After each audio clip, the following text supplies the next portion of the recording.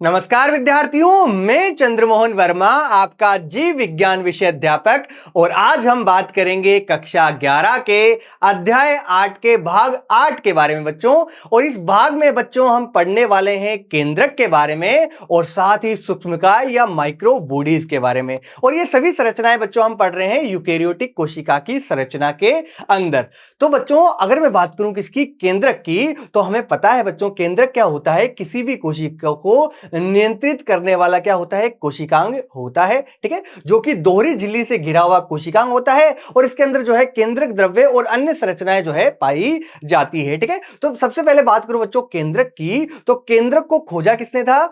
एक वैज्ञानिक थे जिनका नाम था बच्चों रॉबर्ट ब्राउन। ठीक है, तो रॉबर्ट ब्राउन जो थे उन्होंने क्या की, 1831 के अंदर क्या की बच्चों, केंद्रक की खोज की। किसकी खोज की बच्चों? केंद्रक की खोज कब की? 1831 के अंदर की। किसने? रॉबर्ट ब्राउन ने। ठीक है, तो बच्चों आपको नाम याद रखना है साइंटिस्ट का कि कौन से वैज्ञानिक थे। रॉबर्ट ब्राउन, जिन्होंने किसकी खोज की बच्चों? केंद्रक की खोज की। अगर रॉबर्ट हुक की बात करें तो रॉबर्ट हुक ने बच्चों सर्वप्रथम कोशिका को खोजा था, लेकिन वो कोशिका मृत कोशिका थी। ठीक है, तो बच्चे कई बार जो है कंफ्यूज किसके अंदर रहते हैं बच्चों, एक तो रॉबर्ट हुक के अंदर और दूसरा रॉबर्ट ब्राउन के अंदर। ठीक है, तो रॉबर्ट हुक ने तो कोशिका की खोज की थी, जबकि रॉबर्ट ब्राउन ने किसकी खोज की थी बच्चों?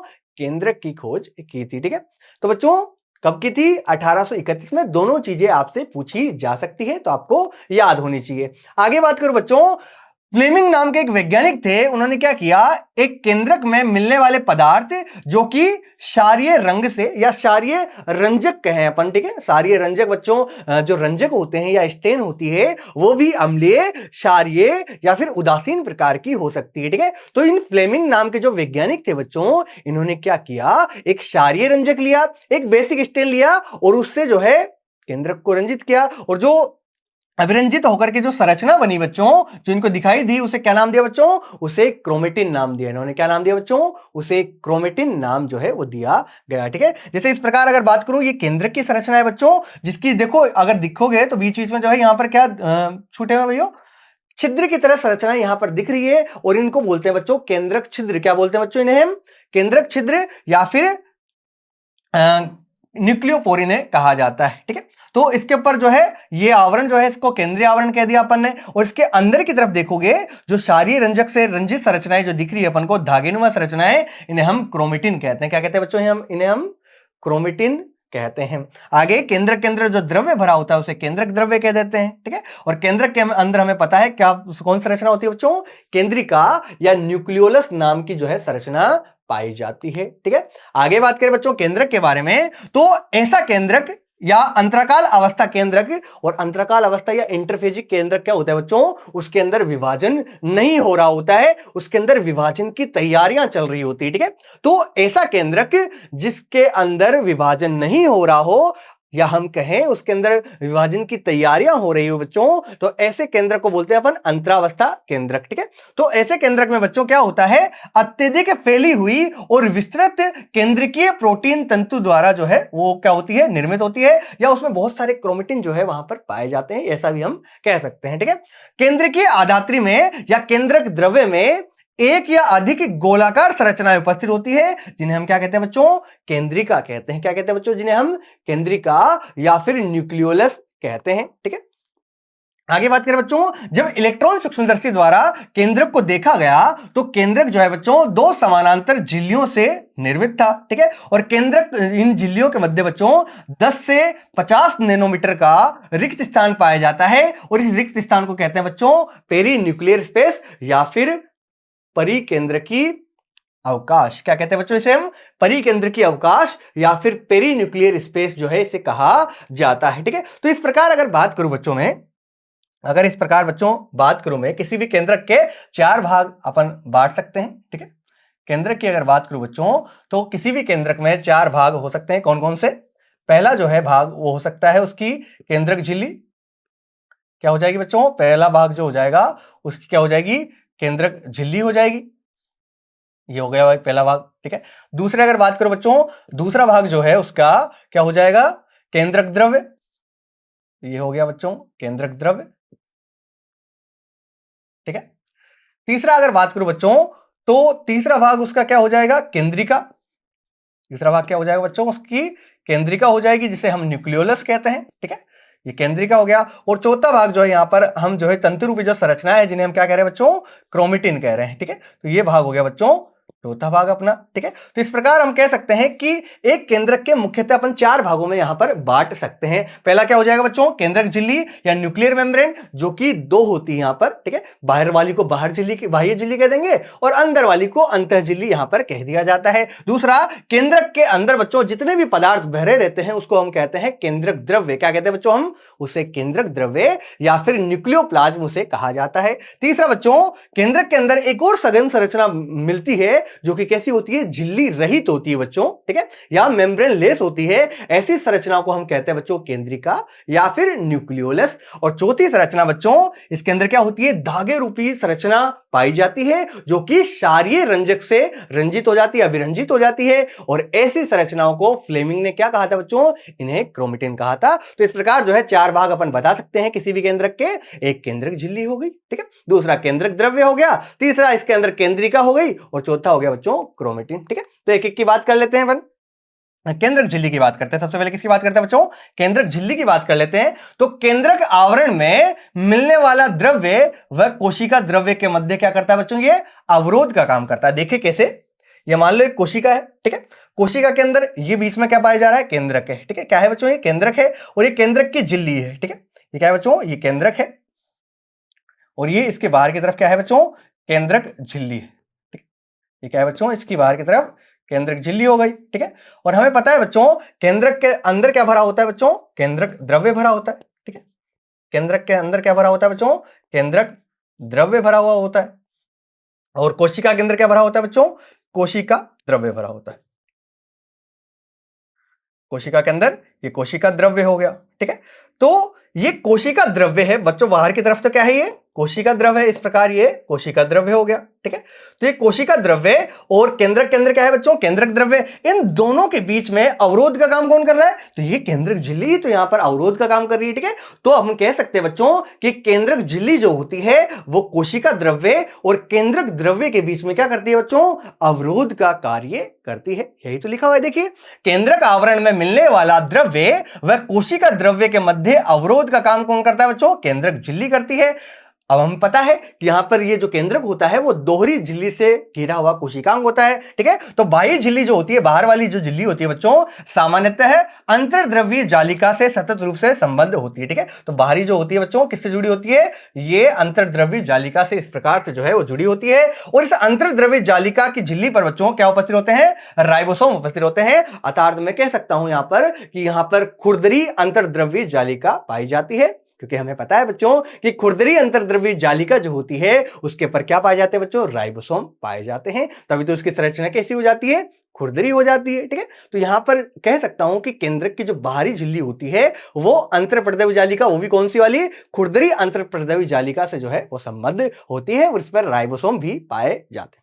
आगे देखिए बच्चों, निश्चित स्थानों पर केंद्रक की झिल्ली के अंदर क्या होते हैं बच्चों, वहां पर केंद्रक आवरण जो है नहीं पाया जाता, और ऐसी संरचनाओं को हम क्या कहते हैं बच्चों, केंद्रक छिद्र या फिर न्यूक्लियोपोर इनको कह दिया जाता है। ठीक है, मतलब आप देखोगे कि केंद्रक आवरण जो होता है बीच बीच में से इस तरीके से टूटा हुआ होगा। ठीक है, ये केंद्रक है बच्चों, और केंद्रक के ऊपर जो है आवरण देखोगे तो इस प्रकार से क्या होता है बच्चों, विच्छिन्न होता है। क्या होता है, ये विच्छिन्न होता है। तो बीच बीच में जो छिद्र जैसे संरचना दिखते हैं बच्चों, इनको क्या कहते हैं, केंद्रक छिद्र या फिर इनको न्यूक्लियोपोर जो है वो कहा जाता है। ठीक है, अब ये छिद्र जो होते हैं बच्चों केंद्रक आवरण की दोनों झिल्लियों के संगलन या जुड़ने से निर्मित होते हैं। ठीक है, ये केंद्रक छिद्र कैसे बनते हैं, जब बाहरी और आंतरिक झिल्लियां आपस में जुड़ती है बच्चों, तो इनके जुड़ने से क्या बन जाते हैं, केंद्रक छिद्र जो है या न्यूक्लियोपोर जो है बच्चों, उनका निर्माण हो जाता है। अब इन छिद्रों से होकर आरएनए और प्रोटीन अणु केंद्रक से कोशिका द्रव्य और कोशिका द्रव्य से केंद्रक की ओर क्या हो जाते हैं बच्चों, विनियमित हो जाते हैं। ठीक है, मतलब प्रोटीन और आरएनए अणु जो होते हैं वो केंद्रक से कोशिका द्रव्य में जा सकते हैं, और कोशिका द्रव्य से बच्चों कहां आ सकते हैं, केंद्रक में आ सकते हैं। और ये सारी प्रक्रियाएं जो है बच्चों किससे होकर होती है, ये होती है केंद्रक छिद्र या फिर न्यूक्लियोपोर से होकर। ठीक है, तो हम कह सकते हैं बच्चों कि न्यूक्लियोपोर या केंद्रक छिद्र का कार्य क्या है, आरएनए और प्रोटीन अणुओं का कोशिका द्रव्य से केंद्रक द्रव्य में और केंद्रक द्रव्य से कोशिका द्रव्य में परिवहन करवाना। ठीक है, आगे बात करें बच्चों, सामान्यतः जो है, ठीक है, एक कोशिका में एक ही केंद्रक जो है उपस्थित होता है। ठीक है, और केंद्रक द्रव्य में बच्चों वहां पर केंद्रिका भी पाई जाती है। ठीक है, सामान्यतः कोशिका में एक केंद्रक जो है उपस्थित होता है। इनकी संख्या बच्चों कभी कभी क्या हो सकती है, परिवर्तित भी हो सकती है। जैसे कुछ कोशिकाओं की अगर बात करूं बच्चों, तो वहां एक से अधिक केंद्रक भी पाए जा सकते हैं। ठीक है, और ऐसी कोशिका को हम संकोशिका कह देते हैं, सिनोसिटिक कोशिका कह देते हैं। ठीक है, जैसे कि उदाहरण के लिए बच्चों हिपेटोसाइट्स जो कोशिकाएं होती है, ठीक है, अपने शरीर की जो हिपेटोसाइट्स कोशिकाएं होती है बच्चों, वहां पर एक से अधिक जो है केंद्रक पाए जाते हैं। कहां पर, हिपेटोसाइट्स कोशिकाएं जो होती है बच्चों, वहां पर केंद्रकों की संख्या एक से अधिक हो सकती है। ठीक है, मल्टीन्यूक्लिएटेड अवस्था पाई जाती है। और कुछ परिपक्व कोशिकाएं जो होती है बच्चों, वो केंद्रक विहीन होती है, अर्थात उनमें केंद्रक ही नहीं पाया जाता। जिससे अगर बात करूं बच्चों, मनुष्य की जो परिपक्व आरबीसी या लाल रक्त कणिकाएं जो होती है, रक्ताणु जिन्हें कहा जाता है बच्चों, आरबीसी जिन्हें कहा जाता है, उसमें भी केंद्रक क्या होता है, अनुपस्थित होता है। ठीक है, तो मनुष्य की परिपक्व आरबीसी कोशिकाएं जो होती है बच्चों, वहां पर भी केंद्रक क्या होता है, अनुपस्थित होता है।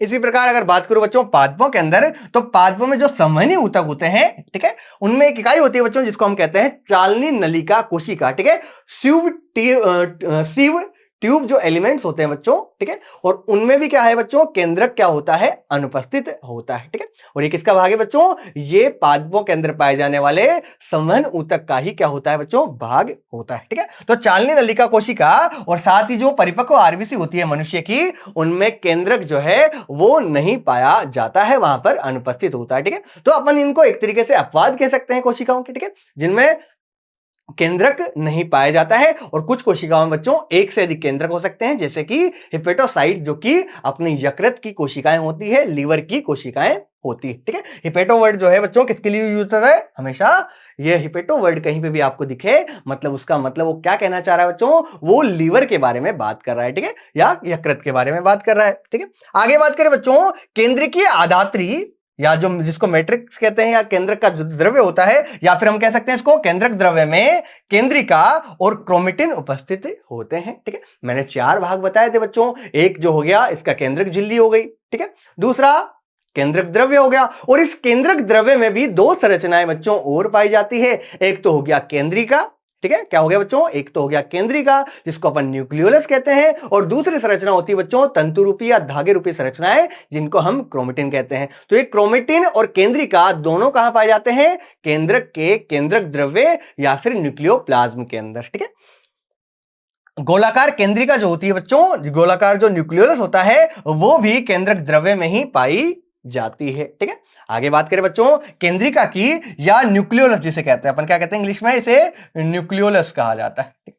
तो इंग्लिश में बच्चों न्यूक्लियोलस कहा जाता है। ठीक है, तो न्यूक्लियोलस या फिर केंद्रिका जो होती है बच्चों, उसकी बात करें तो ये झिल्ली रहित संरचना होती है। पहली बात तो ये, ठीक है, क्या होती है बच्चों, ये झिल्ली रहित संरचना होती है। तो इसके अंदर जो भी द्रव्य भरा होता है और केंद्रक द्रव्य जो है बच्चों, आपस में क्या रहते हैं, संपर्क में रहते हैं। ठीक है, क्यों, क्योंकि जो केंद्रिका होती है हमें पता है वो क्या होती है, झिल्ली रहित संरचना होती है, उसके ऊपर तो कोई आवरण ही नहीं है, तो उसका द्रव्य जो होगा और केंद्रक द्रव्य जो होता है बच्चों, वो आपस में सतत संपर्क में रहते हैं। ठीक है, आगे देखिए, द्रव्य केंद्रक से जो इसका द्रव्य होता है केंद्रिका का, वो केंद्रक से सतत संपर्क में उपस्थित होता है। आगे इनमें सक्रिय राइबोसोमल आरएनए या जिन्हें आरआरएनए कहा जाता है, ये संश्लेषण हेतु स्थल होते हैं। ठीक है, आपसे पूछा जाएगा बच्चों, बताइए वह कौन सी संरचना है जहां आरआरएनए या फिर राइबोसोमल आरएनए का क्या होता है, संश्लेषण होता है। तो कहां होता है बच्चों, वो केंद्रिका या न्यूक्लियोलस के अंदर ही तो होता है। ठीक है, तो यहां पर आरआरएनए का क्या होता है बच्चों, संश्लेषण होता है। पॉइंट जो है याद रखने का है। ठीक है, आगे जो कोशिकाएं अधिक सक्रिय रूप से प्रोटीन संश्लेषण करने में सक्षम होती है, उनमें बड़े और अनेक केंद्रिका जो है उपस्थित होते हैं। आरआरएनए का संबंध अगर बच्चों बात करूं तो आरआरएनए क्या बनाता है, राइबोसोम बनाता है, और राइबोसोम का काम होता है बच्चों प्रोटीन बनाना। ठीक है, तो इनडायरेक्टली बच्चों हम कह सकते हैं कि ऐसी कोशिकाएं जिनका निर्माण जहां पर प्रोटीन का निर्माण ज्यादा होता है, तो वहां पर बड़े या अनेक संख्या में क्या पाई जाती है बच्चों, वहां पर केंद्रिकाएं या फिर न्यूक्लियस पाए जाते हैं अनेक संख्या में। ठीक है, आगे बात करें बच्चों केंद्रिका की, तो अंतरावस्था केंद्रक में लचीली अस्पष्ट न्यूक्लियो प्रोटीन तंतुओं की जालिका उपस्थित होती है, जिसे हम क्या कहते हैं बच्चों, क्रोमेटिन कहते हैं। ठीक है, केंद्रिका हो गया अपना। केंद्रिका के साथ ही जो केंद्रक द्रव्य होता है बच्चों, वहां पर तंतु रूपी संरचनाएं पाई जाती है, जिन्हें फ्लेमिंग ने क्षारीय अभिरंजक से रंजित होने के कारण क्या नाम दिया था? क्रोमेटिन नाम दिया था। ठीक है, और ये क्रोमेटिन भी बच्चों दो प्रकार के हो सकते हैं, एक हेटेरोक्रोमेटिन और दूसरा यूक्रोमेटिन। जो गहरे अभिरंजित हो जाते हैं उन्हें तो नाम दिया गया हेटेरोक्रोमेटिन, और जो बच्चों हल्के अभिरंजित होते हैं उन्हें नाम दिया गया यूक्रोमेटिन या सत्य क्रोमेटिन। ठीक है, तो इस प्रकार जो है क्रोमेटिन को भी यहां पर दो भागों में हम बांट सकते हैं, लेकिन इतना नहीं जाना अपन को। तो अपन को याद रखना है, फ्लेमिंग ने इनको क्या नाम दिया बच्चों? जो कि क्षारीय रंजक से अभिरंजित हो जाते थे, ऐसी संरचनाओं को नाम दिया उन्होंने क्रोमेटिन। ठीक है, आगे अवस्थाओं और विभाजन के समय जो केंद्रक के स्थान पर गुणसूत्र संरचना जो है वो दृश्य होती है। ठीक है, अगर बात करूं बच्चों विभाजन का जब समय होता है तो एक क्रोमेटिन जो है आपस में संघनित होकर के क्या बना लेते हैं बच्चों?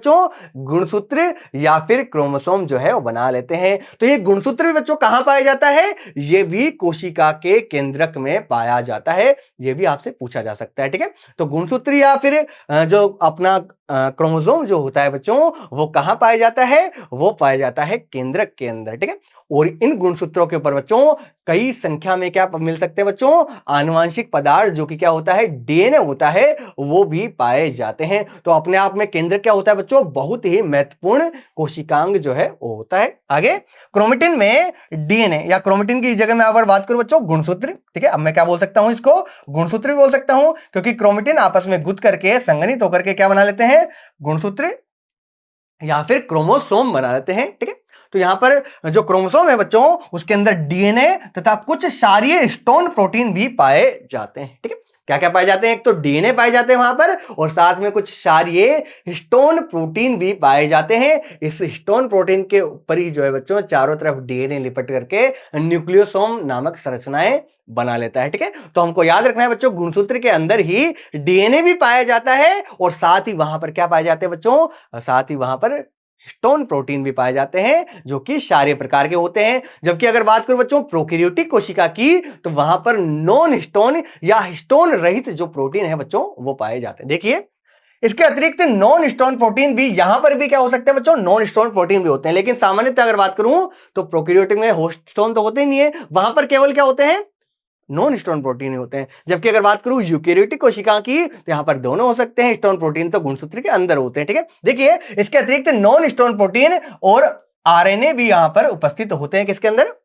गुणसूत्रों पर। ठीक है, तो गुणसूत्रों की बात याद रखना है, मेनली क्या पाए जाते हैं वहां पर? एक तो डीएनए पाए जाते हैं बच्चों, और दूसरा वहां पर स्टोन प्रोटीन भी पाए जाते हैं, जो कि क्षारीय होते हैं। ठीक है, कैसे होते हैं बच्चों? क्षारीय होते हैं। आगे मनुष्य की एक कोशिका में 2 मीटर लंबा डीएनए पाया जाता है, पहली चीज तो। ठीक है, अगर मैं डीएनए की लंबाई याद करूं बच्चों, तो लगभग कितनी होती है? एक डीएनए की लंबाई 2 मीटर के लगभग होती है। ठीक है, तो अब अपन को ये देखना है कि इतना लंबा डीएनए है, 2 मीटर लंबा, वो इतने से केंद्रक में कैसे आ जाता है? ठीक है, तो वो जो है बच्चों उसकी पैकेजिंग में अपन पढ़ेंगे 12th क्लास के अंदर। ठीक है, वहां पे क्या हो जाती है बच्चों? डीएनए की पैकेजिंग हो जाती है, वो बहुत ज्यादा कुंडलित हो जाता है, अति कुंडलित होता है, तब जाकर के वो केंद्रक के अंदर समा पाता है। ठीक है, तो यहां पर बात करूं, मनुष्य की कोशिका में 2 मीटर लंबा डीएनए जो है पाया जाता है। और अगर बात करूं बच्चों गुणसूत्र की, अगर बात करूं बच्चों एक कोशिका में, तो एक कोशिका में लगभग कितने? मनुष्य की कोशिका में 46 गुणसूत्र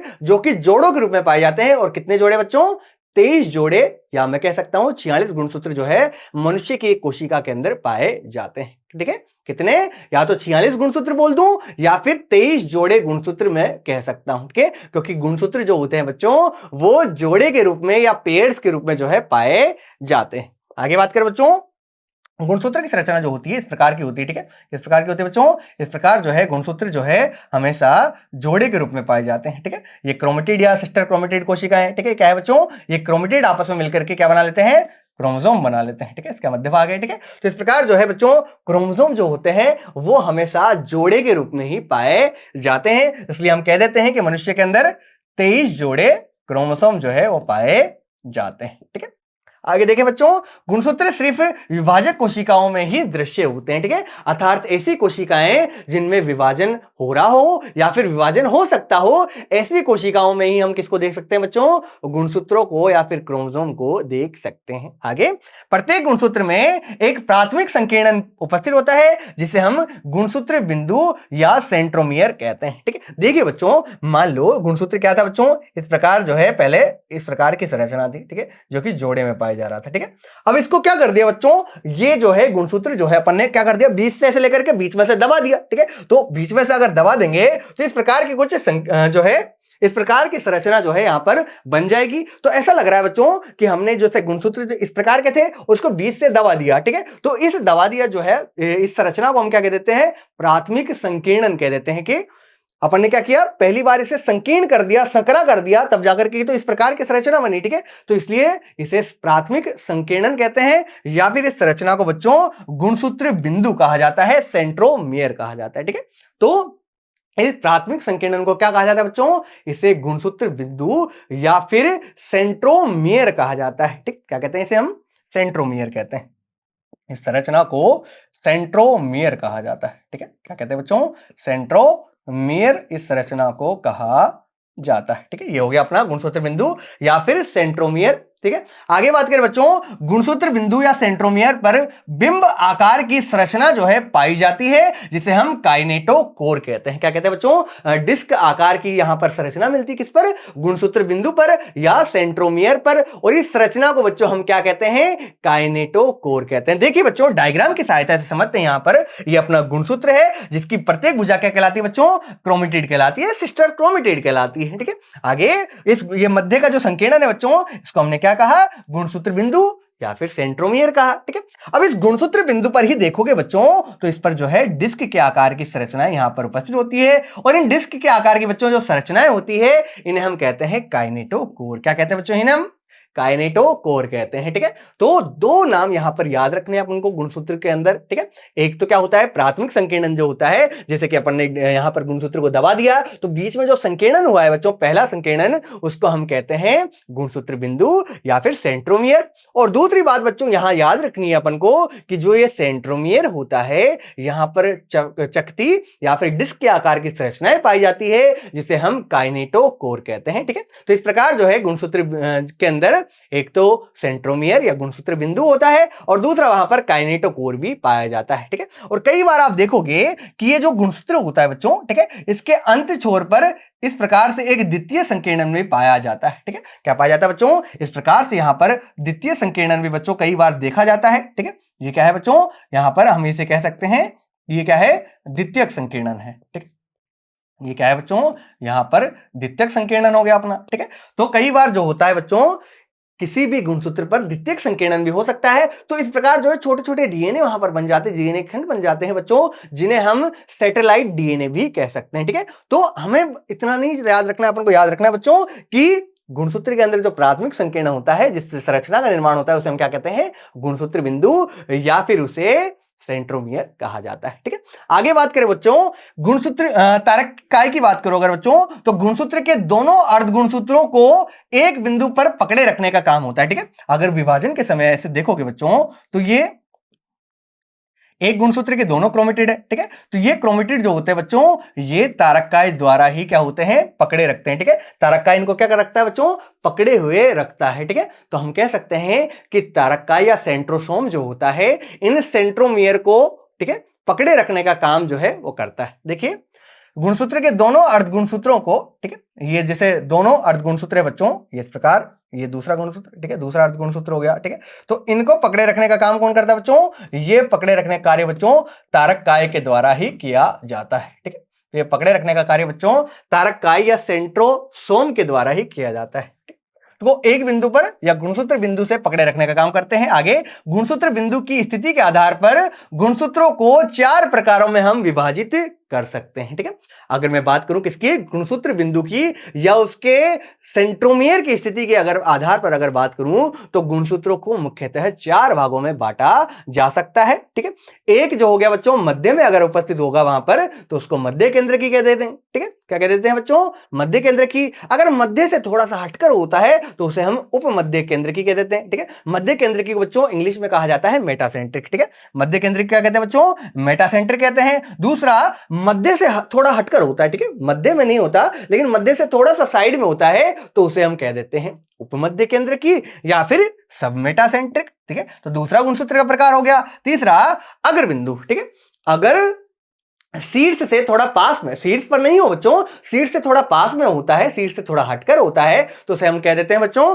अग्रबिंदु या एक्रोसेंट्रिक क्रोमोसोम। ठीक है, या फिर बच्चों एक क्या हो, शीर्ष पर उपस्थित हो, बिल्कुल अंत छोर पर उपस्थित हो तो उसे हम कह देते हैं बच्चों टीलोसेंट्रिक या अंत केंद्र की गुणसूत्र। ठीक है, तो इस प्रकार जो है किसी भी गुणसूत्र को उसकी सेंट्रोमियर या गुणसूत्र बिंदु की स्थिति के आधार पर अगर देखा जाए तो उसे 4 भागों में हम बांट सकते हैं। ठीक है, पहले बात करते हैं बच्चों, देखिए यहां पर डायग्राम के माध्यम से बच्चों यहां पर समझते हैं। पहला अगर बात करें बच्चों, ये गुणसूत्र हो गया, पहला गुणसूत्र जिसको हम कहते हैं मध्य केंद्र की। इसमें गुणसूत्र बिंदु आपको दिख रहा होगा, क्या है, बिल्कुल मध्य में उपस्थित है। और यहां पर दोनों जो क्रोमेटिड भुजाएं होती है बच्चों वो बिल्कुल बराबर आकार की होती है। ठीक है, दूसरे में अगर देखोगे तो यहां पर मध्य में नहीं है, मध्य से थोड़ा हटकर है। ठीक है, जिसकी एक भुजा तो यहां पर क्या दिखाई दे रही है बच्चों, लंबी दिखाई दे रही है, और दूसरी भुजा क्या दिखाई दे रही है बच्चों, छोटी दिखाई दे रही है। ठीक है, तो मध्य से थोड़ा हटकर होगा तो वहां पर एक भुजा क्या हो जाएगी, लंबी हो जाएगी, और दूसरी भुजा क्या हो जाएगी बच्चों, छोटी हो जाएगी। इसी प्रकार अगर बात करो बच्चों उसका केंद्र से थोड़ा पास में हो, ठीक है, सॉरी केंद्र के नहीं, शीर्ष से थोड़ा पास में हो बच्चों तो उसको अग्र बिंदु गुणसूत्र कहा जाता है या फिर एक्रोसेंट्रिक क्रोमोसोम से कहा जाते हैं, जहां पर एक तो बहुत छोटी होगी और दूसरी क्या होगी बच्चों, बहुत बड़ी भुजा जो है वहां पर पाई जाती है। ठीक है, अंत केंद्र की बात करो बच्चों तो यहां पर जो है गुणसूत्र बिंदु कहां होता है, बिल्कुल अंत में होता है या शीर्ष पर उपस्थित होता है। ठीक है, तो इस प्रकार जो है 4 प्रकार हम याद रखते हैं, मध्य केंद्र की, उप मध्य केंद्र की, अग्र बिंदु और चौथा बच्चों अंत केंद्री। इस प्रकार जो है 4 गुणसूत्र यहां पर होते हैं, 4 प्रकार के गुणसूत्र यहां पर पाए जाते हैं। किसके आधार पर, गुणसूत्र बिंदु की स्थिति के आधार पर। ठीक है, तो सबसे पहले बात करते हैं बच्चों मध्य केंद्र के बारे में। तो गुणसूत्र में गुणसूत्र बिंदु या सेंट्रोमियर जो होता है गुणसूत्रों के बीचों बीच स्थित होता है। ठीक है, ये बीच में हो गया और इस प्रकार जो है यहां पर ये गुणसूत्र हो गए। ठीक है, तो यहां पर जो गुणसूत्रों की लंबाई जो होती है बच्चों वो क्या होती है, दोनों भुजाएं यहां पर बराबर लंबाई की होती है और आकार जो है इनका कैसा होता है, वी प्रकार का होता है। ठीक है, यहां पर वी आकार की संरचनाएं जो है हमको यहां पर दिखाई देती है। तो ये हो गया मेटासेंट्रिक या मध्य केंद्र की प्रकार। ठीक है, दूसरे अगर बात करो बच्चों वो होता है उपमध्य केंद्र की। इसमें मध्य में ना होकर बच्चों मध्य से थोड़ा हटकर होती है। ठीक है, तो एक भुजा यहां पर क्या हो जाती है बच्चों, थोड़ी लंबी हो जाती है और दूसरी क्या हो जाती है बच्चों, छोटी हो जाती है। ठीक है, तो ये छोटी भुजा हो गई और ये थोड़ी क्या हो गई बच्चों, लंबी भुजा हो गई। ठीक है, तो यहां पर जो मध्य बिंदु होता है बच्चों या गुणसूत्र बिंदु जो होता है वो मध्य से थोड़ा हटकर होता है। देखिए गुणसूत्र में गुणसूत्र बिंदु गुणसूत्र के मध्य से हटकर होता है, जिसके परिणाम स्वरूप एक भुजा छोटी और दूसरी भुजा यहां पर बड़ी हो जाती है। और इनकी आकृति अगर देखें बच्चों तो या तो जे आकृति के होते हैं या फिर ये एल आकृति के होते हैं। ठीक है, तो बच्चों उप मध्य केंद्र की में जो गुणसूत्र बनते हैं वो जे या एल आकृति के बनते हैं, जबकि मध्य केंद्र की में कैसे थे बच्चों, वहां पर वी आकृति के थे। ठीक, आगे बात करें बच्चों तीसरा प्रकार यहां पर एक्रोसेंट्रिक या अग्रबिंदु। इसमें क्या होता है बच्चों कि जो केंद्रक का जो गुणसूत्र बिंदु होता है वो अंत से थोड़ा हटकर होता है। ठीक है, अंत में नहीं होता, अंत से थोड़ा हटकर होता है। तो एक भुजा तो बहुत बड़ी हो जाती है और दूसरी भुजा जब क्या हो जाती है, बहुत छोटी यहां पर हो जाती है। और इसका क्या है बच्चों, ये गुणसूत्र बिंदु है इसका। ठीक है, सेंट्रोमियर है। तो यहां पर गुणसूत्र में गुणसूत्र बिंदु बिल्कुल किनारे पर उपस्थित होते हैं। ठीक है, बिल्कुल लास्ट में शीर्ष पर तो नहीं होते लेकिन किनारे के बिल्कुल पास में उपस्थित होते हैं, जिससे एक भुजा अत्यंत छोटी हो जाती है और दूसरी भुजा क्या हो जाती है बच्चों, बहुत बड़ी हो जाती है, जैसा कि हमें चित्र में दिखाई दे रहा है। ठीक है, एक भुजा तो क्या हो गई बच्चों, बहुत छोटी सी हो गई और दूसरी भुजा देखोगे तो वो इतनी बड़ी यहां पर दिखाई दे रही है। ठीक है, लास्ट बात करें बच्चों जो चौथा प्रकार होता है यहां पर गुणसूत्र का, वो होता है अंत केंद्र की या फिर टीलोसेंट्रिक। और इस टीलोसेंट्रिक में क्या होता है बच्चों, जो गुणसूत्र बिंदु होता है, ठीक है, जो सेंट्रोमियर होता है बिल्कुल क्या होता है बच्चों, अंत पर उपस्थित होता है। तो यहां पर भुजा एक ही होती है, यहां पर दूसरी भुजा यहां पर दिखाई नहीं देती अपन को, ठीक है। तो अंत केंद्रक या टीलोसेंट्रिक में क्या होता है, गुणसूत्र में गुणसूत्र बिंदु जो होता है गुणसूत्र के शीर्ष पर उपस्थित होता है, ठीक है। तो बच्चों आगे बात करें अपन सूक्ष्मकाय की, अपन ने बात कर ली बच्चों किसकी, केंद्रक की बात कर ली। अब बात करते हैं अपन माइक्रोबॉडीज की या फिर सूक्ष्मकाय की, ठीक है। कोशिका के अंदर जो बच्चों कुछ झिल्ली युक्त छोटे छोटे कण जो है, कणीय संरचना जो है वहां पर पाई जाती है, जिन्हें हम क्या कहते हैं, सूक्ष्मकाय या फिर माइक्रोबॉडीज कहते हैं। देखिए एक वैज्ञानिक थे जिनका नाम था सी डुबे, और इनके साथियों ने मिलकर के अनेक झिल्ली आवृत्ति सूक्ष्म थैलियों का अध्ययन किया और इन्हें क्या नाम दिया बच्चों, इन्हें माइक्रोबॉडीज या फिर सूक्ष्मकाय नाम दिया।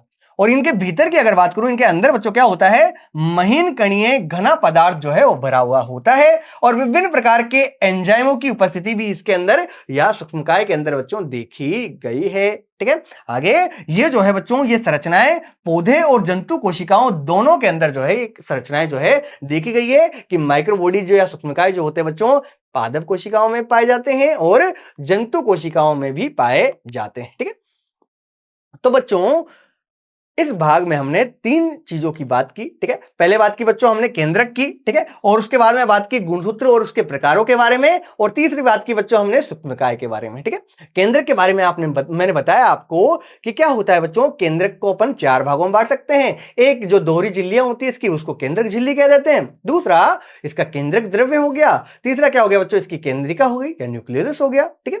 और चौथा भाग जो है इसमें अपन बात सकते हैं किसको, क्रोमेटिन को, ठीक है। तो इस प्रकार अगर बात करूं तो यहां पर दो झिल्लियां होती है, अंदर जो द्रव्य भरा होता है इसको केंद्रक द्रव्य कहते हैं, और केंद्रक द्रव्य में बच्चों क्या पाई जाती है, न्यूक्लियोलस पाए जाते हैं। और हमें पता है न्यूक्लियोलस के अंदर क्या होता है बच्चों, आरएनए का संश्लेषण होता है, ठीक है। तो ऐसी कोशिकाएं जिनमें प्रोटीन का ज्यादा निर्माण होता है, वहां देखा गया है कि केंद्रिका या तो बड़ी होती है बहुत ज्यादा, या फिर वहां पर बहुत ज्यादा जो है केंद्रिका संख्या में पाई जाती है, ठीक है। फिर अपन ने बात की बच्चों किसकी, क्रोमेटिन की। और क्रोमेटिन बच्चों क्या होते हैं, गुथ करके या संघनित होकर के क्रोमोसोम का निर्माण कर लेते हैं। और मानव की बात करूं तो मानव के अंदर 46 या 23 जोड़े गुणसूत्र जो है पाए जाते हैं। और लास्ट में हमने बात की कि गुणसूत्र जो है बच्चों अगर सेंट्रोमियर की स्थिति के आधार पर देखा जाए तो जो है चार प्रकार का यहां पर होता है। और गुणसूत्र की संरचना में हमें दो चीजें याद रखनी है बच्चों, एक काइनेटोकोर के बारे में और दूसरा सेंट्रोमियर या फिर गुणसूत्र बिंदु के बारे में, ठीक है। चार प्रकार अपन ने कौन कौन से पढ़े, मध्य केंद्र की, उप मध्य केंद्र की, अंत केंद्र की और अग्रबिंदु, ठीक है। तो ये चार प्रकार अपन ने बात की। और लास्ट में अपन ने बात की कि सी डुवे नाम के जो वैज्ञानिक थे बच्चों, उन्होंने क्या की, कोशिका के अंदर पाई जाने वाली थैली रूपी संरचना जो कि छोटी छोटी होती है बच्चों, उनकी खोज की और उन्हें नाम दिया बच्चों माइक्रोबॉडीज, ठीक है। और ये माइक्रोबॉडीज या सूक्ष्मकाय जो होते हैं बच्चों, वो पादप और जंतु दोनों प्रकार की कोशिकाओं में पाए जाते हैं, ठीक है। तो हमने बात जो है बात कर ली इन सारी चीजों की। अब बात करते हैं कि आपको कितना समझ में आया कुछ क्वेश्चनों के माध्यम से, ठीक है। पहला क्वेश्चन है बच्चों आपके सामने जो हमसे पूछ रहा है कि सर्वप्रथम रॉबर्ट ब्राउन ने 1831 के अंदर किस संरचना की खोज की थी निम्न में से, ठीक है। तो अंतर्द्रव्य जालिका की थी, नहीं बच्चों। राइबोसोम की भी नहीं की, किसकी खोज की थी बच्चों, केंद्रक की खोज की थी, ठीक है। बच्चों अधिकतर बच्चे जो है दो नाम के अंदर कंफ्यूज रहते हैं, एक रॉबर्ट हुक का और दूसरा रॉबर्ट ब्राउन का, ठीक है। तो रॉबर्ट हुक ने तो क्या किया था बच्चों, ठीक है, रॉबर्ट हुक ने तो क्या किया था, रॉबर्ट हुक ने तो की थी बच्चों किसकी खोज, कोशिका की खोज की थी। और वो कोशिका भी बच्चों कैसे निकली, वो भी मृत कोशिका थी, ठीक है। तो कोशिका की खोज अगर पूछा जाए बच्चों तो वो तो रॉबर्ट हुक ने की थी, लेकिन अगर आपसे पूछा जाए केंद्र की खोज तो वो रॉबर्ट ब्राउन ने की थी, ठीक है। तो ये हो गया पहला क्वेश्चन। दूसरा क्वेश्चन देखते हैं बच्चों कि गुणसूत्र बिंदु की स्थिति के आधार पर निम्न में से कौन सा गुणसूत्र का प्रकार नहीं है, ठीक है। तो चार नाम दिए हुए हैं, उनमें बताना है बच्चों। हमें यहां पर इंग्लिश और हिंदी दोनों नाम याद होने चाहिए, तभी अपन इस क्वेश्चन का आंसर दे पाएंगे, ठीक है। तो हिंदी में तो हमें पता है कि मध्य केंद्र की, और मध्य केंद्र के बच्चों क्या बोलते हैं, मेटासेंट्रिक बोलते हैं। दूसरा उप मध्य केंद्र की था, उसे सब मेटासेंट्रिक कह देते हैं। तीसरा अग्रबिंदु जिसे हम कह देते हैं एक्रोसेंट्रिक, और चौथा बच्चों जो अंत केंद्र की होता है उसे टीलोसेंट्रिक कह दिया जाता है, ठीक है। तो देखिए बच्चों एक्रोसेंट्रिक हो गया यहां पर जिसे अग्रबिंदु कहा जाता है, टीलोसेंट्रिक अंत केंद्र की, सब मेटासेंट्रिक को उपमध्य केंद्र की, और लिंग गुणसूत्र बच्चों इसको तो सेक्स क्रोमोसोम जो है इंग्लिश में कहा जाता है, ठीक है। जैसे कि अगर बात करूं मानव के अंदर एक्स और वाई गुणसूत्र जो होते हैं वो लिंग गुणसूत्र कहलाते हैं, ठीक है। तो आंसर क्या हो गया बच्चों, लिंग गुणसूत्र। लिंग गुणसूत्र को वहां पर गुणसूत्र बिंदु की स्थिति के आधार पर नहीं जो है बांटा गया है। आगे बात करें बच्चों, तीसरा क्वेश्चन आपके सामने कि हिस्टोन प्रोटीन जो होती है उसकी प्रकृति क्या कैसी होती है, ठीक है। तो पहले तो हमें पता होना चाहिए कि हिस्टोन प्रोटीन क्या होती है और ये कहां पाई जाती है, ठीक है। तो अगर बात करूं बच्चों गुणसूत्र की, तो गुणसूत्र के अंदर हमने बात की थी, एक तो वहां पर डीएनए पाया जाता है, ठीक है। गुणसूत्र के अंदर बच्चों अगर बात करूं तो गुणसूत्र के अंदर एक तो आनुवांशिक पदार्थ होता है जिसे हम डीएनए कहते हैं, ठीक है। और डीएनए के साथ ही बच्चों वहां पर हिस्टोन प्रोटीन भी पाई जाती है। क्या पाई जाती है बच्चों? वहां पर हिस्टोन प्रोटीन भी देखी गई है, जो कि कैसी होती है बच्चों? क्षारीय प्रकार की होती है। क्यों? क्योंकि इनमें क्षारीय जो अमीनो अम्ल होते हैं बच्चों, उनकी अधिकता होती है, जैसे कि आर्जिनिन हो गया, लाइसिन हो गया, ठीक है। और उनकी अधिकता की वजह से इसकी प्रकृति कैसी हो जाती है बच्चों? क्षारीय हो जाती है, ठीक है। तो अगर बात करूं हिस्टोन प्रोटीन की, तो वो क्षारीय प्रकृति के होते हैं। कैसे होते हैं बच्चों? ये क्षारीय प्रकृति के होते हैं। आगे बात करें बच्चों, खालिस्तान है आपके सामने। गुणसूत्र में गुणसूत्र बिंदु गुणसूत्र शीर्ष पर होती है, ठीक है। खालिस्तान गुणसूत्र में गुणसूत्र बिंदु एकदम शीर्ष पर होती है। तो अपन ने 4 बात की थी।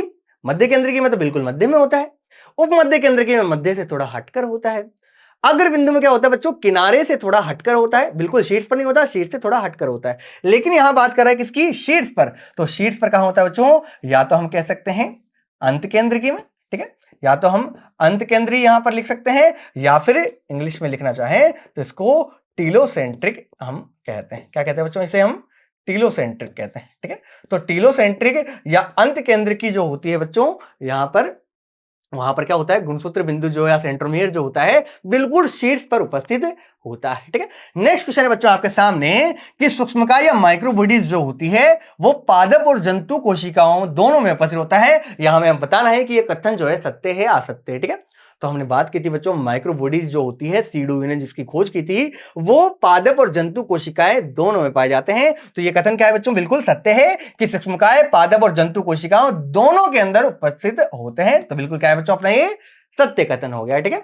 आगे बात करें बच्चों, लास्ट क्वेश्चन इस भाग का, आगे बात करते हैं। देखिए, केंद्रक कोशिका का नियंत्रण केंद्र होता है, कौन सा होता है बच्चों?